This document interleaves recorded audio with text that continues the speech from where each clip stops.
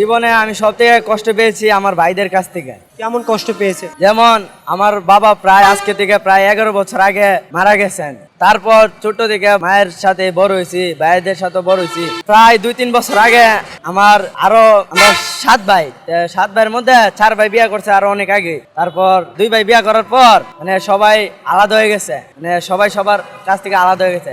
এখন শুধু আমি আছি আমার মায়ের সাথে। 2024 সালে আমার বড় ভাইয়ের ক্যান্সার হয়েছিল। তারপর ক্যান্সার হওয়ার পরে অনেক চেষ্টা করা হয়েছিল যে চিকিৎসার জন্য, অনেক জায়গায় হয়েছে কিন্তু চিকিৎসা হয় নাই। ডাক্তার ডেট দিয়েছিল 2 মাসের, 2 মাস কি 3 মাস মনে হয় আমার ভাই জীবিত ছিল। তারপর একদিন হঠাৎ মৃত্যু। এরপর আস্তে আস্তে আমার ভাইয়েরও আলাদা হয়ে গেছে, তারাও তাদের সংসার নিয়ে ব্যস্ত হয়ে গেছে। আমি আমার মায়ের সাথে থাকি এবং আমি পড়ালেখা করছিলাম। কিছুদিন ধরে অনেক কষ্টের মধ্যে জীবন চলতেছিল।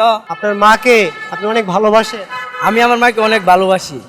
প্রচুর পরিমাণে ভালোবাসি? অনেক ভালোবাসি। আমি আমার মায়ের জন্য আমার জীবনও দিতে পারবো। আপনার সব ভাই আপনার মাকে একা করে চলে গিয়েছে, আপনি তার পাশে আছেন। আপনার ভাইরা যে আপনার মাকে একা করে চলে গেছে, কষ্ট হয় না? অনেক কষ্ট লাগে। কষ্ট লাগবো না কেন? ভাইয়েরা যদি চলে যায় মায়ের কাছ থেকে তাহলে তো অনেক কষ্ট লাগবো। অনেক কষ্ট পাইছি কিন্তু কিছু করার নাই। তারাও যোগাযোগ করে না মায়ের সাথে। মায়াকে নিয়ে আমার থাকতে হয়। এখন কিছু কাজও পাচ্ছি না খুঁজে, কাজ করার মতো। তাই অনেক কষ্টের মধ্যে দিন চলতেছে। মাকে খুব ভালোবাসতেন আপনি? অনেক ভালোবাসি। মায়ের জন্য আমি সব করতে পারবো, দুনিয়ার যাবতীয় যা আছে সব করতে পারবো। মাকে আমি আমার মাথায় নিয়ে রাখতে পারবো। মা সান্ত্বনা দিছে যে ওরা তো চলে গেছে, ওদেরকে আর কি করবো, তুই ছোট, তুই তো আমার সাথে থাকবি, তুই আমার খেয়াল রাইস, যতদিন বাচ্চা আছি মা যখন আছি আমার সাথে সাথে থাকবি, আমার খেয়াল রাখবি, এরকমই বলে আর কান্না করে ভাইদের জন্য এখনো মা।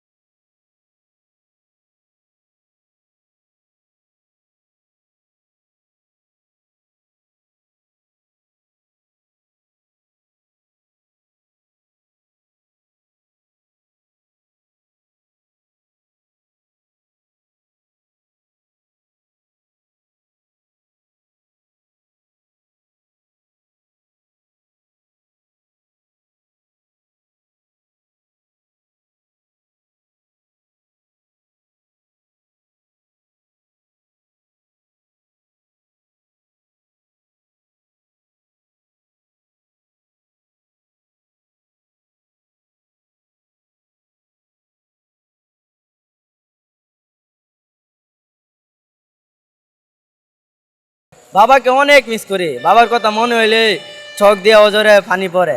কিছু করার নাই। বাবা বেঁচে থাকলে তো আমাদের এভাবে কষ্টে দিন যেত না, আমরাও সুখে দিন কাটাইতাম। প্রত্যেকর বাবা বেঁচে থাকা অনেক জরুরি। আমাদের জীবন তো আর এভাবে যাবে না। আমাদের জীবনে লক্ষ্য অনেক বড় হতে হবে। এভাবে তো আমাদের আর জীবন চলবে না। এখন বর্তমানে কি কাজ করেন?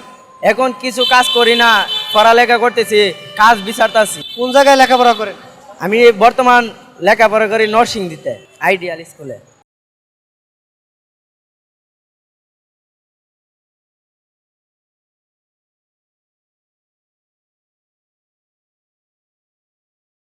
মাকে নিয়ে অনেক স্বপ্ন আছে, সব স্বপ্ন ইনশাল্লাহ একদিন পূরণ করব। যখন চাকরি করবেন প্রথম মাসের বেতন দিয়ে মাকে কি উপহার দেওয়ার স্বপ্ন আছে? মার যা যা লাগে সব কিছু কিনে দেব, শাড়ি যা যা লাগে যাবতীয় জিনিস সব কিছুই আমি কিনে দেব মার জন্য।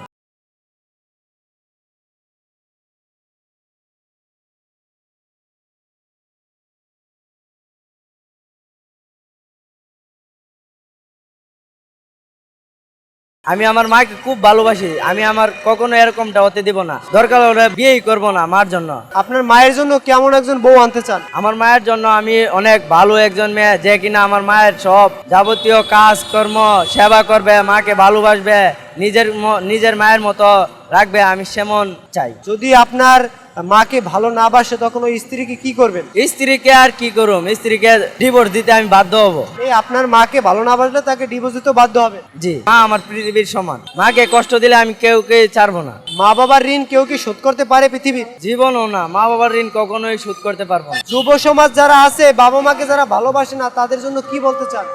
তাদের নিয়ে বলতে চাই, মা না থাকলে বোঝা যাবে মা না থাকার যে কত কষ্টটা। বাবাকে তো হারিয়েছি তাই বুঝি বাবা না থাকার যে কত কষ্ট।